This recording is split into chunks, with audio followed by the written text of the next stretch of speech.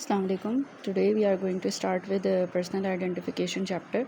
The topic we are going to cover today is basically age estimation from ossification of bones. अच्छा, अब हम यहाँ से start कर रहे हैं। तो हमारे पास जो है ज़ाहिर सी बात है जितनी भी बोन्स होती हैं उनमें जो है फीटल लाइफ से लेके सेनाइल एज तक। फीटल लाइफ ज़ाहिर सी बात है इंट्रायूट्राइन लाइफ है, और सेनाइल एज यानी कि age 65 years age, old age को हम बोल रहे हैं। तो हमारे पास डिफरेंट चेंजेस आ रही होती हैं through out the life.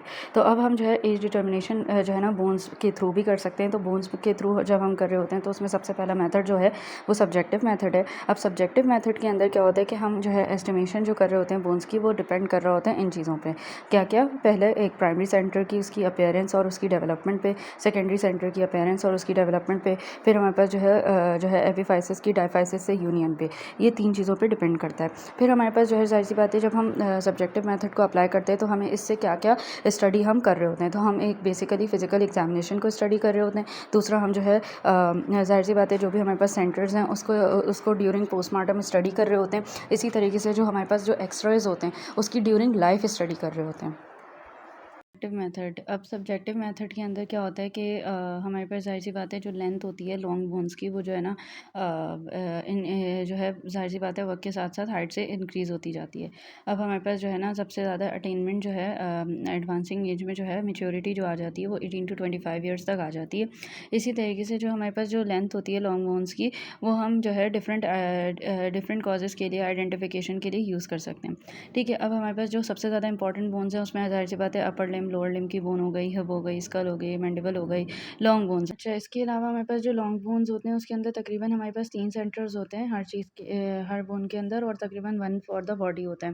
Femur बहुत ज़्यादा इंपॉर्टेंट बोन होती है क्योंकि हमारे पास इसके अंदर जो कैल्सिफिकेशंस होती हैं उससे हम आइडेंटिफिकेशन वगैरह कर रहे होते हैं। और ये जो हमारे पास जो वेरिएशंस आ रही होती हैं ग्रोथ ऑफ बोन, अब उसमें सबसे पहला चेंज जो आता है वो जियोग्राफी और क्लाइमेट का होता है।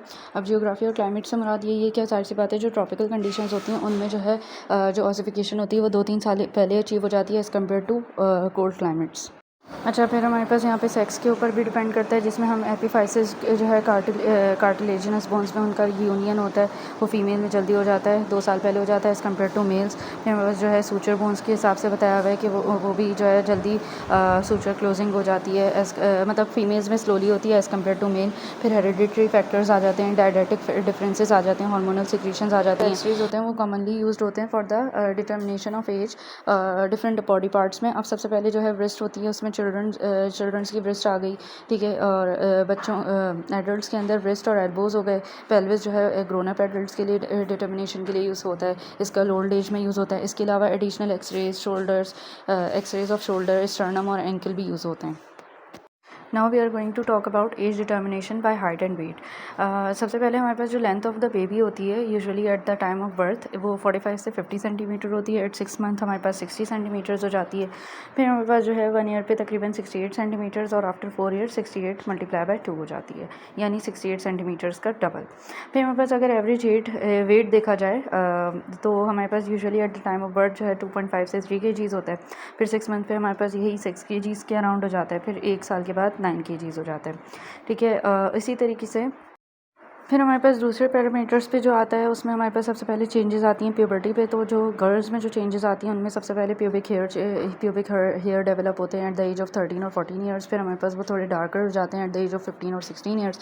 फिर उनके एक्सिलरी हेयर्स आते हैं। एक्सिलरी हेयर्स जो होते हैं जो है 16 ईयर्स पे डेवलप होते हैं। फिर हमारे पास जो है जो ब्रेस्ट डेवलपमेंट होती है वो 13 to 40 ईयर्स पे स्टार्ट हो जाती है। डेवलपमेंट होती है वो 13 to 14 ईयर्स पे स्टार्ट तो होती है, लेकिन उसके अंदर जो चेंजेस आती हैं वो वेरिएबल होती हैं with respect to environment, nutrition, उसके हिसाब से चेंजेस और डेवलपमेंट होती है।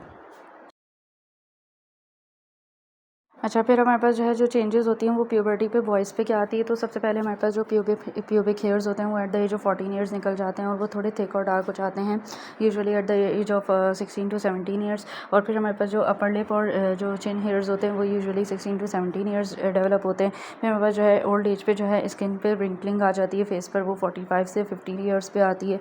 फिर आर्कस सिनेलिस ये जो है डिजेनरेटिव टिश्यू होता है वो एक्यूमुलेट हो जाता है। अच्छा, उसके बाद हमारे पास जो है जो आर्कस सिनेलिस होता है उसके अंदर क्या होता है, डीजेनरेटिव टिश्यू चेंजेस आने लगती हैं at the level of limbs. फिर हमारे पास जो कैटरेक्ट डेवलप होता है वो 40 to 60 ईयर्स में होता है। फिर हमारे पास जो ऑडिटरी मियाटिस के अंदर जो हेयर्स होते हैं वो 40 to 50 ईयर्स पे आ जाते हैं। फिर हमारे पास जो है बेल्डनेस आ जाती है। ग्रेइंग ऑफ हेयर जो होती है वो स्कैल्प हेयर की यूजुअली 40 ईयर्स पे स्टार्ट होती है और प्यूबिक और एक्सिलरी हेयर जो है ग्रेव्ड हो जाते हैं वो एट द एज ऑफ 60। फिर हमारे पास जो है कैल्सिफिकेशन जो होती है कार्टिलेज की वो at the age of after 40 years से स्टार्ट होती है। ऑर्गन में चेंजेस आनी शुरू हो जाती है, डीजेनरेटिव चेंजेस आती हैं या एट्रोफी या रिग्रेशन शुरू हो जाता है आफ्टर 50 ईयर्स। ठीक है, इसी तरीके से जो हमारे पास सूचर होते हैं वो डिफरेंट सूचर जो है डिफरेंट एज ग्रुप पे क्लोज होना शुरू हो जाते हैं। फिर हमारे पास जो है ज़ाहिर सी बात है स्केलेटल चेंजेस भी आनी शुरू हो जाती हैं, यानी लाइक ऑस्टियोपोरोसिस हो गया, रिग्रेशन ऑफ बोन्स हो गया, एट्रोफिक चेंजेस हो गई डिफरेंट टीथ के अंदर जो एट्रोफिक चेंजेस आने लगती हैं। उसके बाद हमारे पास जो है माइनर साइंस आते हैं। अब माइनर साइंस में क्या होता है कि हमारे पास जो है ज़ाहिर सी बात है बर्थ रिकॉर्ड से हम जो है ना इन्फॉर्मेशन कलेक्ट कर सकते हैं, आइडेंटिटी कार्ड के थ्रू, स्कूल के थ्रू, कॉलेजेस सर्टिफिकेट्स के थ्रू। फिर हमारे पास ये जो है यही ज़ाहिर सी बात है, ये जो सर्टिफिकेट्स वगैरह होते हैं ये सारी चीज़ें आपको लीगल प्रूफ दे रहे होते हैं, आइडेंटिटी का, एज का, नेशनैलिटी का, परसेंटेज का, स्टेटस का, एड्रेसेस वगैरह का।